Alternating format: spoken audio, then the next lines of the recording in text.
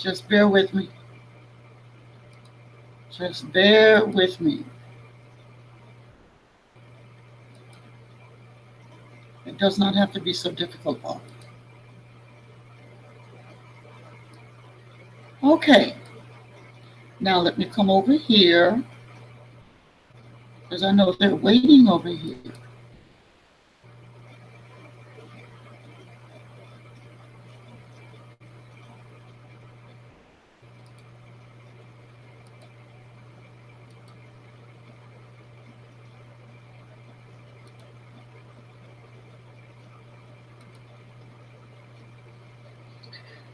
Well, good evening, everyone. Welcome to the Spiritual Circle Gathering. We meet every Thursday between the hours of 7, 8 p.m. here on the East Coast and 4 till 5 p.m. on the what I have done, and I'm going to make it very quick. What I've done is I have, for whatever reason, myself on um, Google Hangout, and I'm going to really place more emphasis on the telephone because I'm more familiar with that. But if you uh, will bear with me, let's just get started. I want to say thank you very much for listening in and being a part of the Spiritual Circle Gathering. This is lesson 2. The name of the book is Basic Principles of the Science of Mind, 12-lesson home study course by Frederick. Okay, the study guide and primary text will guide us toward the light of health, success, and peaceful living from one source. Knowing that all people strive for the same truth, Bales developed this workbook so others can learn and understand the power of the mind. The chapter that we're going to evening, the the chapters are between the pages of 17 and 30. The name of the chapter is Thought and Its Power. The goals are, the subtitles are Why Thought is Power, What is Spiritual Thinking, and the First Fundamental for Successful Treatment. So the study helps there are study helps and there's collateral reading. And the collateral readings, those suggestions are on page 29 of our primary text, which is the Basic Principles of the Science of Mind.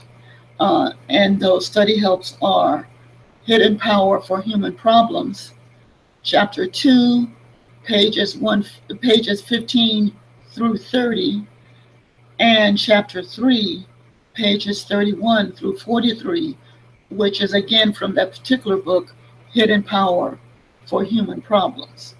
Also, there is another book, which is approximately maybe 30 pages. The name of that book is There a Cure for Frustration? The other writing is Your Mind Can Heal You, chapters 1 and chapters 2. If you have the edition that was printed in 1971, then that would be chapter 1. If, however, you have the edition that was printed in 1941, then that would be chapter 2.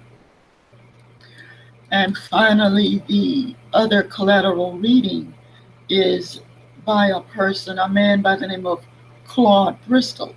The name of the book is The Magic of Believing. However, if you don't have the book, as I reminded you last week, you could also go into YouTube and you will find an audio book version of Claude Bristol's The Magic of Believing. There are two versions. I suggest listening to the 2.5-hour version.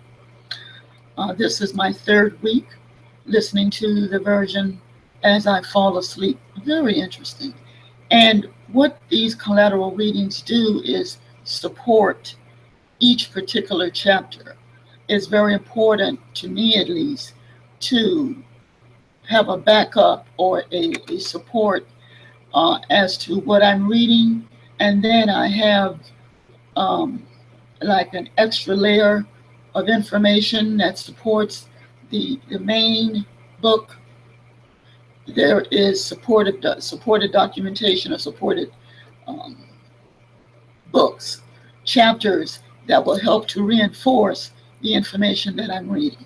And it helps me, I don't know about anyone else, but this extra information that I read, it helps me to really understand what I'm reading. And it, like I read it more than once. I read the chapter more than once. Then I read the the information from other books that was suggested. For me, I do it. I read it more than once. Doesn't make me a brainiac. It's just that for me, I need to understand this science of mind in the first place. And when I understand it, then I can break it down where someone else can understand it. Because quite frankly, science of mind for me is kind of deep. But because it helps me. It helped me before, and when I learned about it in the first place, it was so deep that I would like to have to read one paragraph 5 times. But it was interesting. It talks about how I can change my life and how I can make my life better. And I have to be mindful of what I think about. And I have to be mindful of the type of individuals that I'm around. And I have to be mindful of the energy. This philosophy is really not for everyone, but it works for me. I have to be mindful of the conversations that are in my midst. I have to be mindful of I have to want positives to come into my life, world, and affairs. And I have to be mindful of where I put myself and the environment that I'm in. All right? So, like if I'm on a bus or a train, then I have to be mindful of the conversations that are going on around me. So what works for me is I keep these on and I listen to my tape, something positive. So it helps me. Okay. What also had helped, well, you already know that I'm a 12-stepper. So that helps. So the 12 steps help, and the science of mind helps, and Bales is helping, and who else is helping? Holmes is helping, and Fillmore is helping. So, I mean, I have to really guard myself, okay? Because I've got goals and I have places I'm trying to get to, and I have to really make sure that my thinking is going to be linear, so I could really make what I want happen. And I have to really be conscious of what I'm thinking about, okay? And when I'm conscious about what I'm thinking about, like I spoke on last week, you have the surface mind, then you have the deeper mind. Well, what I think about that's one thing, but then some kind of way it's going to the surface thought, it's going to make its way down into the deeper mind, and that's where the obedient servant is. So the obedient servant, it's going to make sure that what I'm thinking about is going to make sure that all of the avenues and what have you are, it's going to make sure that it happens. It's kind of like grace. Someone told me something the other day about grace. So it's like grace and the surface mind and the deeper mind all are together. This is how I look at it for me. Here we have the surface mind. It's like, for example, I want to finish writing my book. So the objective is to write the book. Then the deeper mind, it makes sure that I am focused, and it makes way for other avenues and the individuals that's going to help to make it happen in place. All right. Grace holds me. This is what the person told me. Grace literally holds me by the hand, and as I am moving forward, making making what my desired goal come into reality, grace comes and it holds me by the hand, and it literally navigates me in the right direction. And for every obstacle that grace moves out of the way, then the pieces or persons that need to be available for me to make my dream, a vision, a reality. So to make what I envision and what I think about in my mind, instead of it remaining in my mind, then to make it manifest in the outer world, then grace helps to make this happen. So in other words, I have three situations going on. I've got the surface mind, which is thinking about it. Then I've got the deeper mind, which is the obedient servant, which is going to carry out the task. Then I've got grace, which is holding my hand, guiding me toward where I'm supposed to go. Whatever fears that I may have, it's holding me by the hand saying, no problem, don't worry, everything's going to be okay. You just stay focused. Okay, so I thought that I'd bring that in. Okay, so we have a quotation. After this quotation, then we will go into why I'm here, and then a meditation.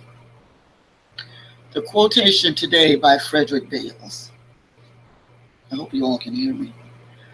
And it reads, "Nothing destructive can enter or operate within my body this day, for I am deliberately choosing the most constructive modes of thought." Again, nothing destructive can enter or operate within my body this day, for I am deliberately choosing the most constructive modes of thought. Why am I here? Well, that's a good question. That's a very deep question. I could say the reason why I'm here is because I have a purpose, but that's a general why am I here? Why am I here every Thursday? Why am I in love with Spiritual Circle Gathering? For me, I'm here because I just see so much going on that I'm taking it upon myself to want to contribute peace in this world. I feel that is my overall purpose. I've survived quite a bit. So the least I could do is to give back to my community. That's the very least, minimal of service. I want to do this. I must do this. This is my calling. I have to give back. Others were here for me. I have no alternative but to give it back. I'm doing this from the heart. I like teaching. I like counseling. I love presenting difficult subjects, sensitive subjects that exist, but individuals for whatever reason don't want to talk about, and it's fine. It's I like to talk about what's going on in the world, but I present it in a practical way so all of us will be able to understand it and be able to practice what's presented. So I guess what I'm saying, a long story short, I love teaching, and it's my commitment to give back to the very community that helped me to be able to stand on my own 2 feet. I also like the classical New Thought, Fillmore, Emma Curtis Hopkins, Theosophy. I love Buddhism. I'm into Buddhism. I'm into Hinduism. Uh, Native American. My grandmother on my father's side is a Native American Cherokee, so it would stand to reason that I would be interested in Native American spiritual practice. So I represent uh, a heritage that comes from many, many backgrounds of spirituality, and so I am here to present that which I believe in, that works for me. Now we'll move on as to the meditation. Let us take a deep breath. First of all, get relaxed. Relax. It's been a long day. Just that where we are today is where we're meant to be. And wherever we are is where whatever's going on in our life, whether it's good, bad, or indifferent, there's nothing we can do about it. All we can do is just accept reality, accept life on life terms, deal with life on life terms, knowing that all is already worked out. Okay? All is already worked out. Let's see if I could do this without any form of hassle. No. Okay. So let's do it manually. Take a deep breath in.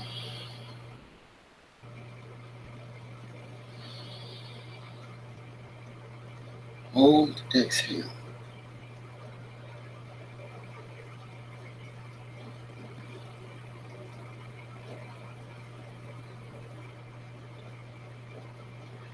Take another deep breath in.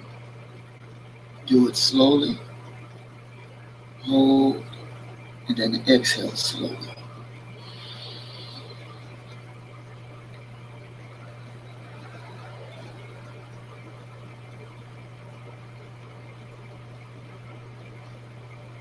Again.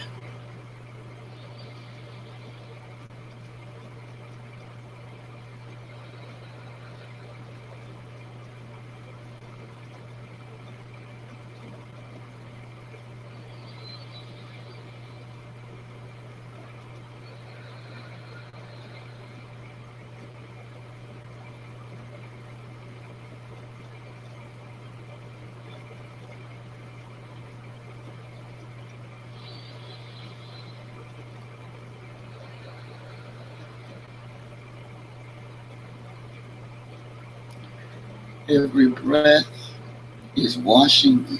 Every breath, every inhalation and exhalation is washing me. Washing my mind, washing my emotions, washing away the grit of today. Washing away, bathing me. I'm being bathed in the luxury and the soothing presence of God.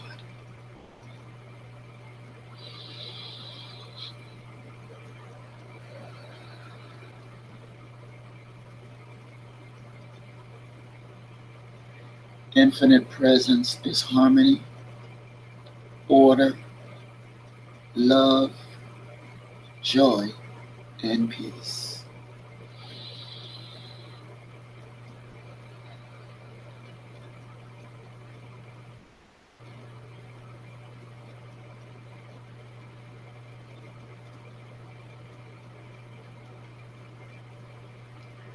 I am love, order, harmony, joy, and peace.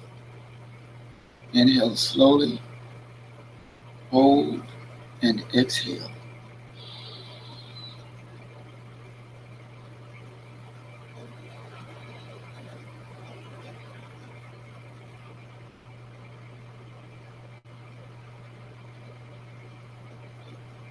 Again.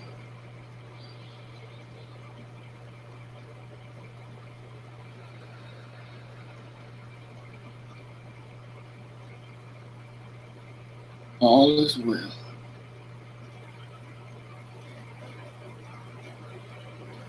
I am made in the image and likeness of the One. Spiritual image and likeness of the One. Those that are around us love us. We represent spirit. We are an ambassador of spirit.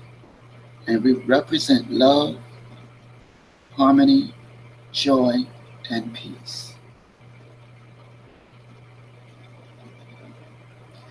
When others see us, they see the example of infinite wisdom, love, divine intelligence. We are the examples of love. We are miniature examples of love. We are miniature examples of the One. Of the One. Breathe in slowly, hold, and exhale.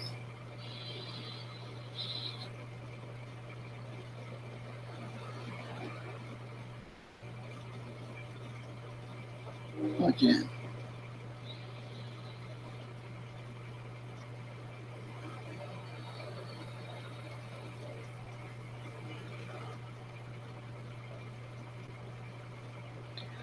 As I count from 10 back to 1, bring with you divine imagination, divine love,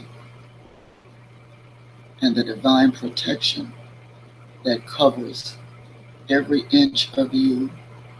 It covers and envelops you in the protection of love. 10,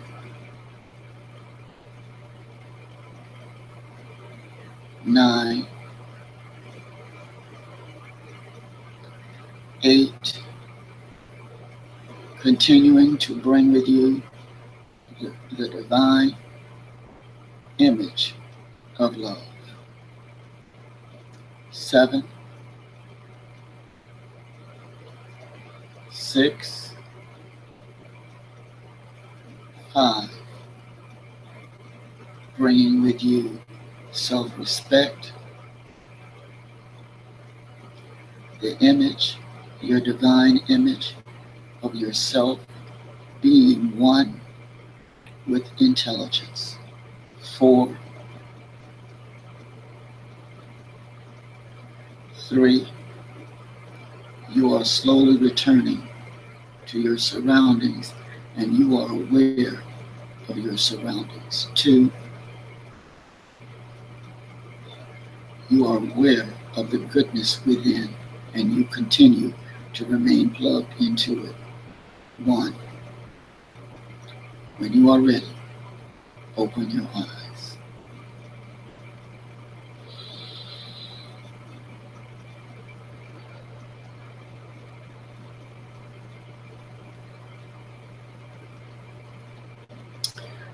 Okay,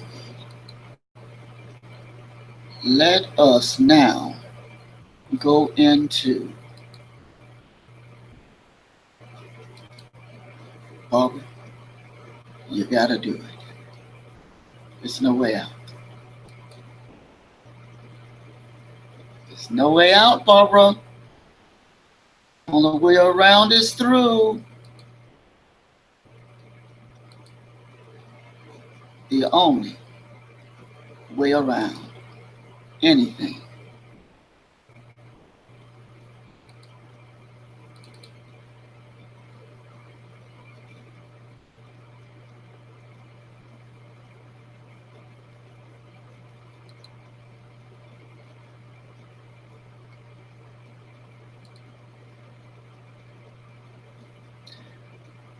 Have no fear. I'm calm. Let's do this. Okay. Why does our thoughts have power? The difference between materialistic, this is page 29 in our primary text. The questions are, why does our thought have power? What is the underlying difference between materialistic and spiritual thinking?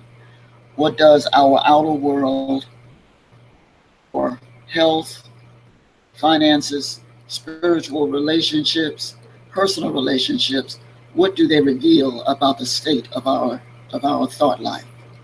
What is the highest thought of which man is capable? An objective view of the universe tell us about God.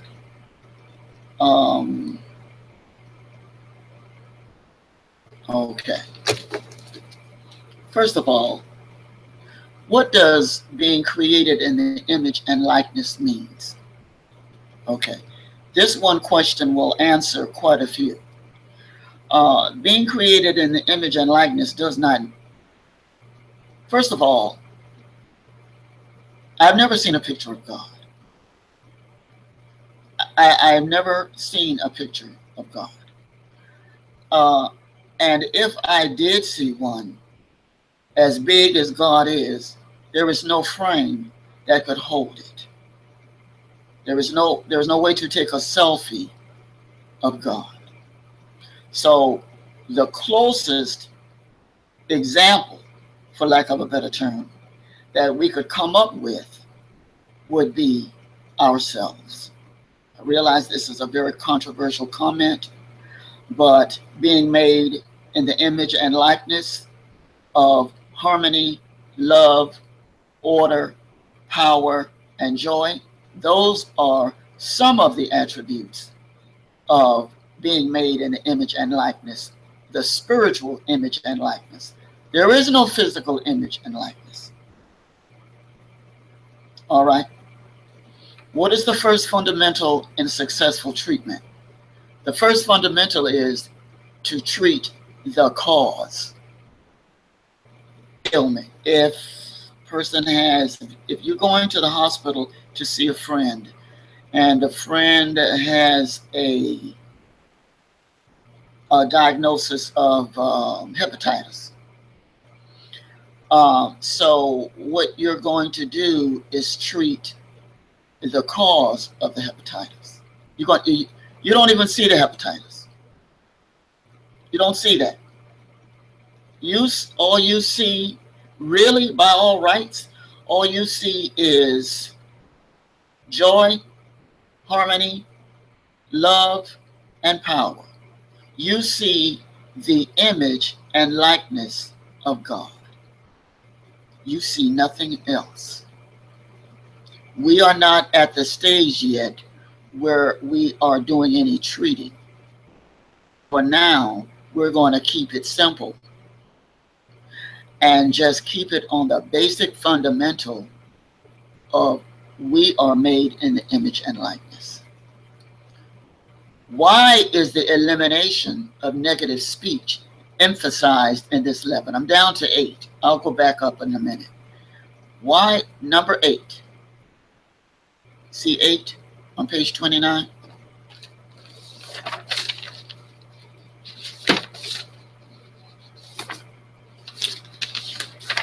I made copies. It's easier for me. All right. The questions.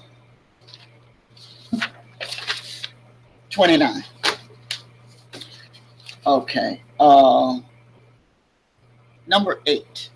Why is the eliminating of negative speech emphasized in this lesson?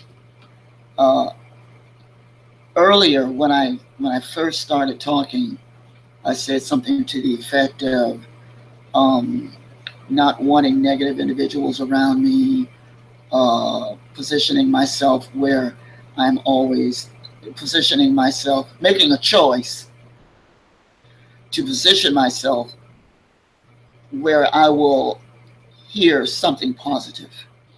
If you are, if for whatever reason you're in a vicinity or in a place where you're in a crowded place where you hear a lot of negative talking and you're in the very midst of it, you may want to try changing the subject. Um, if there's like 3 or 4 or 5 people and they're talking about something negative, and you're in a headspace where you're trying to make positive things happen in your life, you're trying to create and you're trying to attract positivity in your life, but realizing that that's not going to happen because you're positioned in a place where there's negative, well, you may want to try changing the subject, even though you're not in dominant control of the subject. If you can get a word in edgewise in the conversation, then you change the subject. And if that doesn't work, then you very politely excuse yourself. Because that information, that negative information, is going to rest itself on the surface of the mind. And then very slowly, it's going to seep its way down into the deeper mind, where it will begin to negate all of the positive and goals and visions that you have and that you're trying to make happen for yourself. Okay? It's going to, all of that will be negated because you have, for whatever reason, allowed yourself to be influenced. That's the word I'm looking for. Influenced. Your deeper mind is being influenced by the negative that's coming down into your head. You do your best to try to limit the amount of time you engage in listening to the news. If you have a television set, try to just turn it off. I have friends that have literally thrown their television sets away, have thrown away their big screen TVs. I'm not there yet, but I do monitor the visual intake and the audio intake. Okay? There's a lot of energy around us, a lot. And we have a choice on what we want to allow into our life, world, and affairs. So eliminating negative speech is very important. Okay? What is the positive way of handling a negative experience? What is the positive way of handling a negative experience? I'm not, what I'm doing is thinking of an example that I've gone through.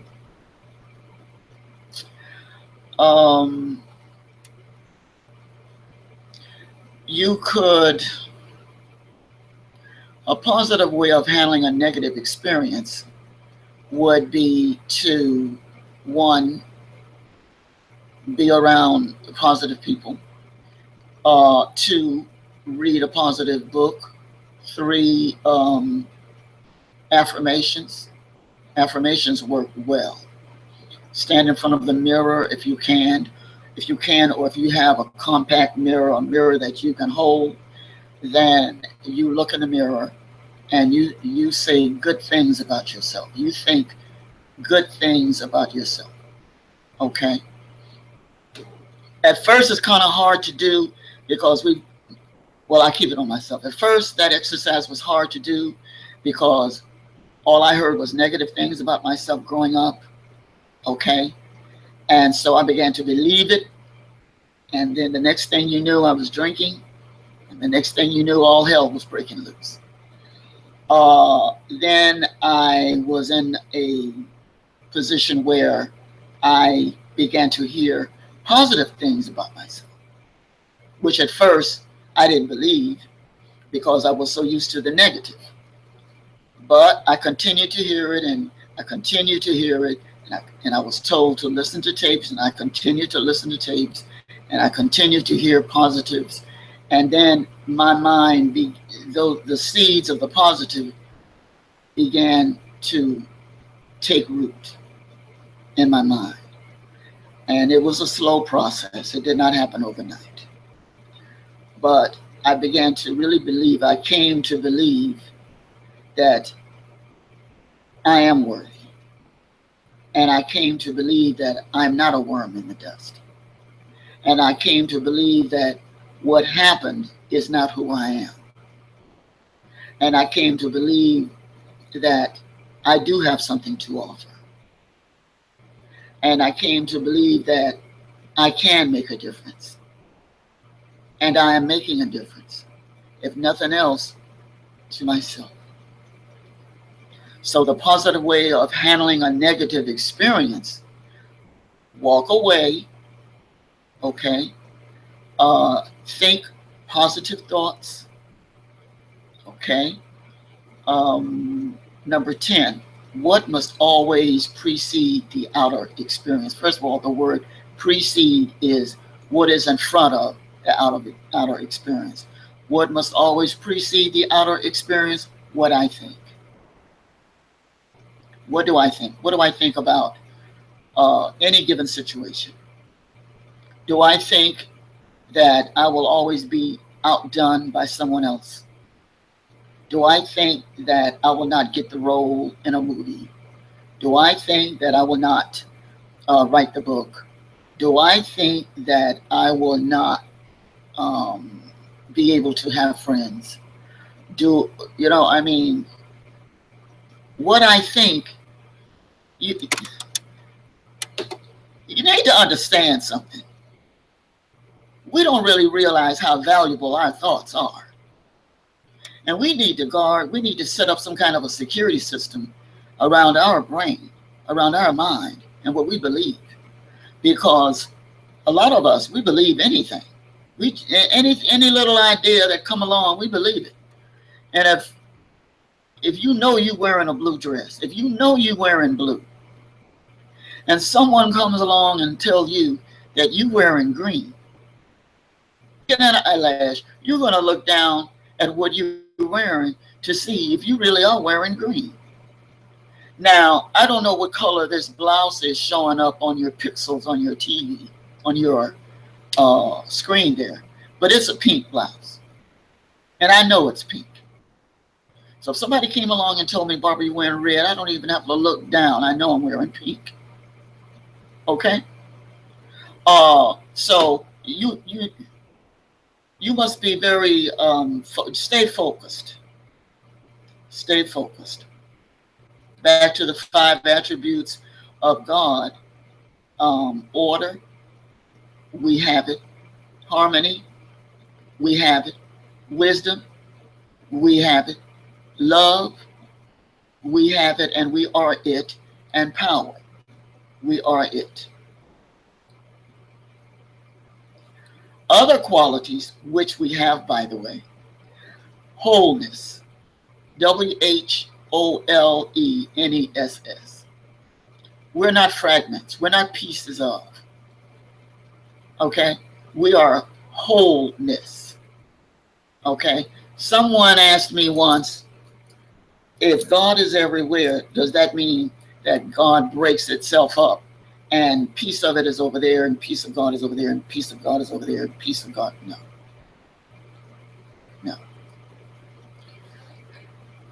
Like I said earlier, and it took a while for me to wrap my mind around the concept. Let me put it to you like this. Okay, so we've got the planets out there. We've got the universe.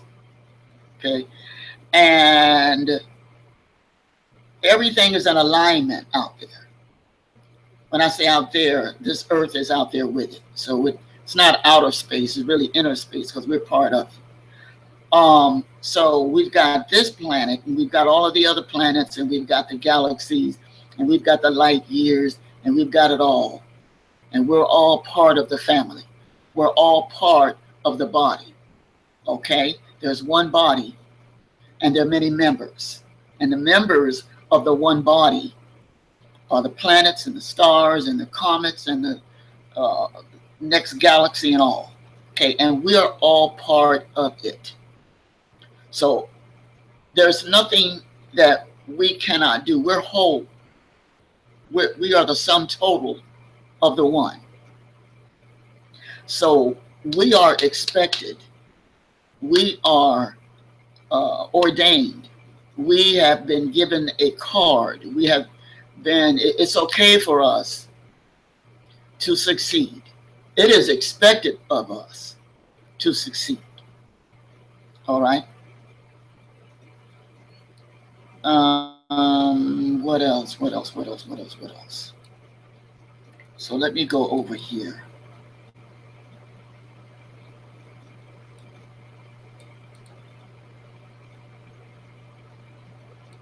Excuse me. I'm looking at a PowerPoint that I'm trying desperately to. Can you all see me? I don't have that screen up. It's not that important to me.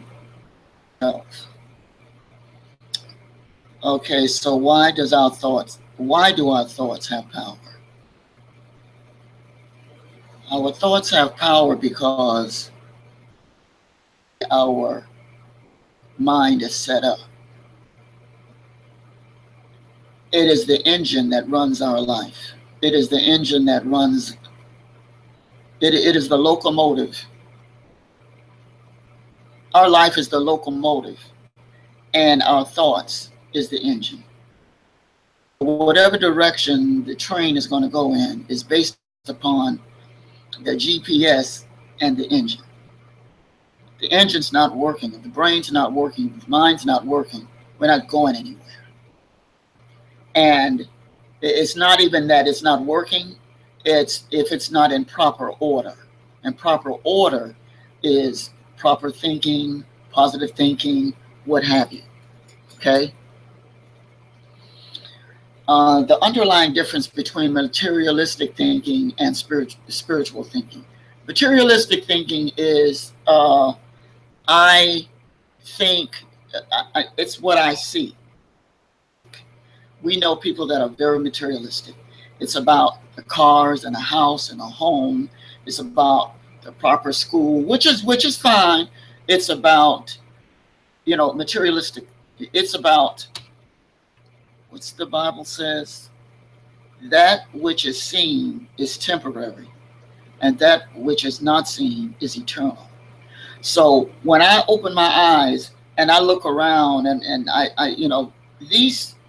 all of this computer, all of this is temporary. It will be replaced. But when I close my eyes and I go in, then that which I see with my third eye, that which I can imagine, that which I envision, that which is spiritual is eternal. Our spirits are eternal.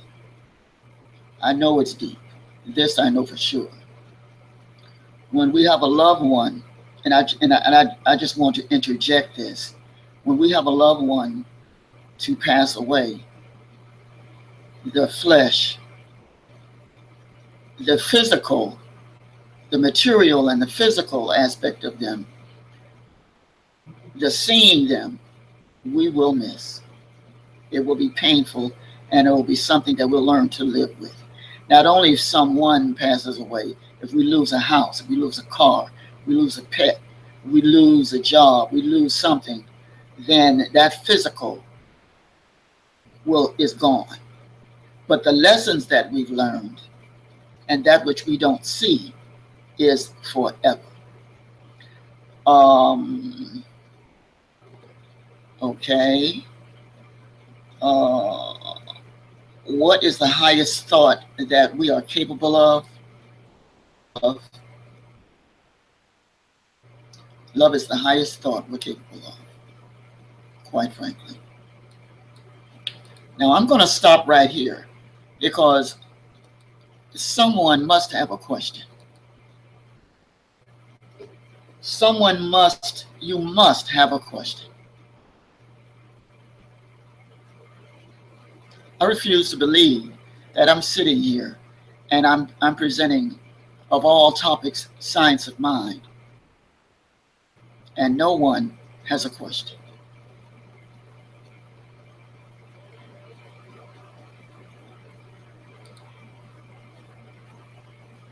I'm waiting.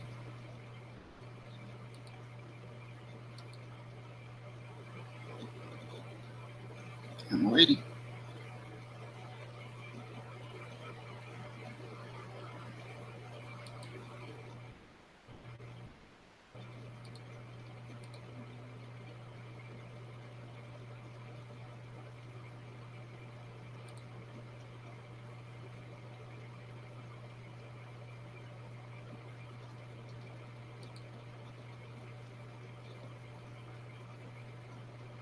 Going once.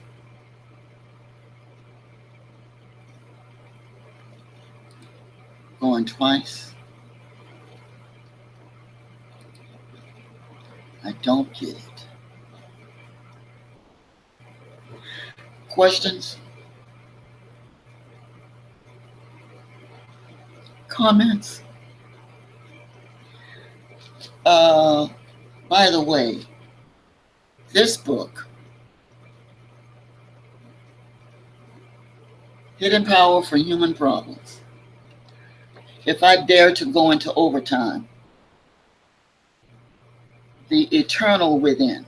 This is page 25. Just indulge me. The Eternal Within. If you remember, I mentioned about grace, taking you by the hand. Well, the eternal within can be considered grace, okay? And deep within us, deep within me, that which is like God responds to that which is operated by God. The unhurried tranquility of the eternal is part of my true nature, okay? What else? I am the handiwork of God. God has handiwork. God is like some individuals, you say that they like to knit or they like arts and crafts. Well, that's kind of like handiwork. Well, we are handiwork as well. We are creations. Okay. No, we're not knitted. Maybe we are. But bottom line is we are God's handiwork and we are loved. What else do I have? Page 27 of this book, that which we consciously select in our reasoning mind tends to recede into our deeper levels of mind, where it is gradually molded into the stuff of character. Make conscious selections of that which you wish to become. It will eventually show forth in your life. This is a law of mind. It will not fail you. Trust it.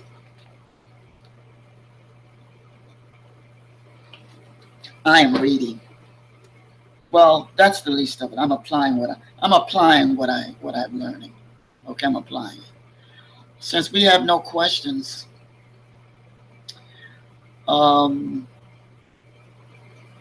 next week, let me give you the information that you're going to need for next week.